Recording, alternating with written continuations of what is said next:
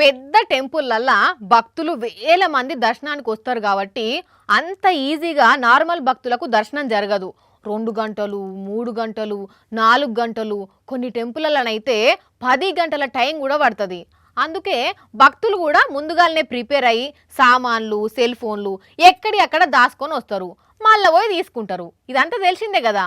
అయితే ఈయన మాత్రం దర్శనం దగ్గర ఏం ప్రాబ్లం లేదు. కాకపోతే దర్శనానికి ఏం ప్రాబ్లం లేదన్నారు, జల్దిగానే దర్శనం అవుతున్నదన్నారు. భక్తులు చూస్తేనేమో వేల మంది ఉన్నారు, ఇటు నుండి అటు లైన్ కట్టిండ్రు, ఇక్కడ చాలా మంది జమై జిబ అంటున్నారు. ఇంతకు ముచ్చటేంది, ప్రాబ్లం ఏంది అంటే ఇగో ఈ భక్తుడు చెప్తాడు, వినండి. దర్శనం అయితే సూపర్ గా అయిందండి. ఓన్లీ ఫోన్ గురించి ఇప్పుడు అరగంట నుంచొని ఉన్నానండి. ఇంకొక అరగంట పడుతుంది మాకు. దర్శనానికి అయితే 1 అవర్ పడితే ఫోన్ తీసుకోవడానికి 1 అవర్ పైన పడుతుందండి. పెట్టడానికి 1 అవర్, తీసుకోవడానికి 1 అవర్ పడుతుందండి. ఏలూరు జిల్లా ద్వారకా తిరుమల చిన్న వెంకన్న టెంపుల్ దగ్గర పరిస్థితి ఇది.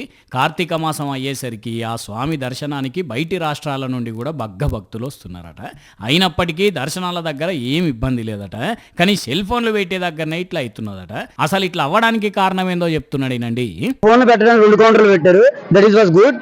బట్ ఇప్పుడు తీసుకునేటప్పుడు మటుకు 1 కౌంటర్ పెట్టారు. దానివల్ల ఇష్యూ ఎందుకు అవుతుందంటే స్టిల్ అక్కడ దాకా ఉన్నారు జనాభా. సో ఇది వాళ్ళకి తెలిసేలా చేస్తే మంచిదని నేను అనుకుంటున్నా. అయ్యలు ఆఫీసర్లు ఇన్నరా, సెల్ ఫోన్లు తీసుకునేటప్పుడేమో 2 కౌంటర్లు పెట్టి ఇచ్చేటప్పుడు మాత్రం ఒక్కటే కౌంటర్ మెయింటైన్ చేస్తున్నారట. కార్తీక మాసంలో ఇంతమంది భక్తులు వస్తారని తెలిసినా ఎందుకు ఏర్పాట్లు చేసుకోలేదు సార్లు? ఇప్పటికన్నా వచ్చే భక్తులకు తక్లీఫ్ లేకుండా చూడండి జర్రా.